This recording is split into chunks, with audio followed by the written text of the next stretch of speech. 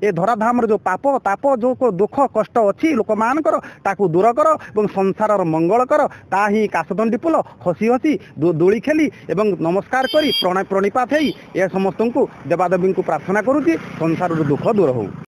पार्वण आगमन रे सजई हेलानी प्रकृति राणी शस्य श्यामला धरित्रीर धरापृष्ठ रे धोब फर फर काशतंडी फूल पवन सांग को झिपि झिपि वर्षा रे सते जेमिति की दोली खेलुछि आउ पार्वण आरंभ रे खिली खिली होई हसुछि एवं मां को आगमन को से जेपरी अपेक्षा करी रहिछि।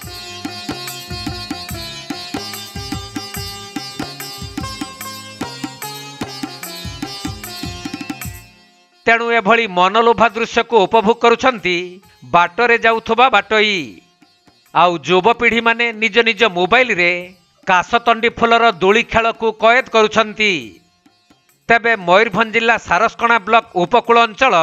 सुवर्णरेखा नदीपठा आढ़ुआल रे काशतंडी फूलर अपरूप दृश्य शोभा पाउछि। यह प्रकृतिर अनवरत अवदान आउ भविष्यत पीढ़ी यहाको मने पकाइबे बोली कहंती प्रकृति प्रेमी एवं परिवेशविद माने। देखंतु काशतंडी फूल एमिति एक फूल जे सबु फूल जतले पूजारे लागुची एई फूल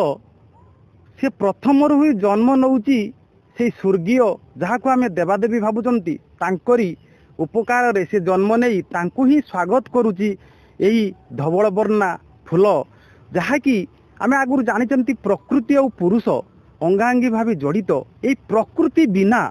केबे सृष्टि मंगलमय जदि आम प्रकृतिर किसी क्षति करवा ए सृष्टि मंगलमय हो पारिब नाही। तेणु ये प्रकृति कूल ये काशतंडी धवल वर्णा फूल पुष्प गुड़िक से कौन करती ये शारदीय पूजा अवसर रे माँ दुर्गांकर पूजा अवसर रे जे कि दुर्गा जो देवी जो शक्ति रूपिणी से जो आमर रावण हुंतु कंस हुंतु जो कैसे आमर कुकर्म अच्छी बा दुष्ट जीव मानकर दमन करने धर्मर स्थापन करने से माँ जो आविर्भाव होते तांकु सी जो दुदुल्यमान है से माने दूली खेरुची ढोल बजाऊँगी एवं तांकु प्रणाम करुची नई पड़ी प्रणाम करुची तांकु स्वागत करुची यही जो स्वागत रे माँ दुर्गांकर आविर्भाव हम ए धरारे ए प्रकृति रे आमर ये जो प्रकृति प्रेमी जो माने अछंती तांकर मंगल हेबो एवं ए सृष्टिर मध्य मंगल हेबो। तेबे सुवर्णरेखा नदीपठा रास्ताकड़ और धान कियारीर हिड़ मानकरे बहु परिमाण रे काशतंडी फूल फुटी माँ दुर्गा को आवाहन करुछंती।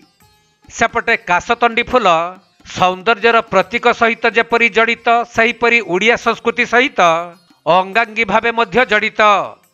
कहा जाए काशतंडी फूलर दोलायित चामर रे धरावतरण करती माँ दशभुजा। सही क्रम रे आउ मात्र कईटा दिन पर शारदीय दुर्गा पूजा आसुथबारु एबेठारु उत्सव मुखर होई पड़िलानी। समस्त जेतेबेले माने पार्वण ऋतु आसे सेतेबेले ताकु स्वागत करिवा पई काशीतंडी फूल तार काया विस्तार करे धड़ा चकचक जमी रूपार साजसज्जार तैयारी होती जिते आलोक सूर्यंकर माने आपणकर किरण तार उपरे पड़े जमती आपणकर गोटे रूपार साजसज्जा से तैयारी करिछि धरापृष्ठटा को संपूर्ण भाव काया विस्तार कर देछि।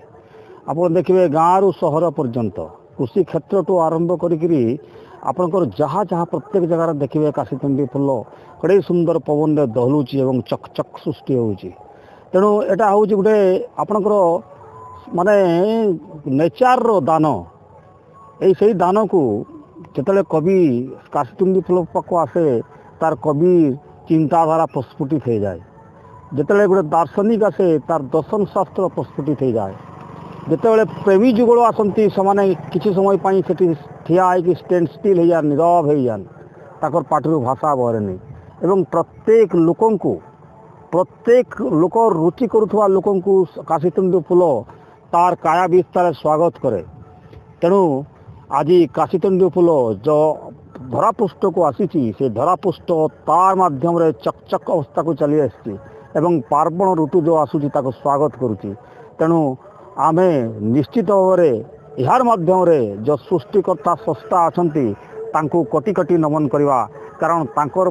फल रे तांकर आशीर्वाद फल रे प्रत्येक ऋतु को जिमती संभार आनिबा कथा से आणुची एवं प्रत्येक ऋतु रे मनीष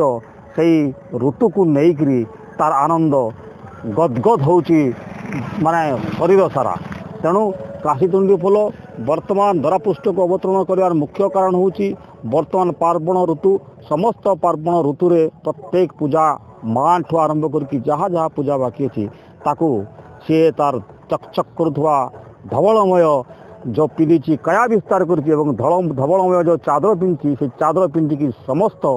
ପାର୍ବଣକୁ ସମସ୍ତ ପୂଜାକୁ ସେ ସ୍ୱାଗତ କରୁଛି। ଧନ୍ୟବାଦ। ମୟୂରଭଞ୍ଜ ଜିଲ୍ଲା ସାରସକଣାରୁ ତପନ କୁମାର ଦଣ୍ଡପାଟଙ୍କ ସ୍ୱତନ୍ତ୍ର ରିପୋର୍ଟ, କୋଣାର୍କ ଲାଇଭ୍।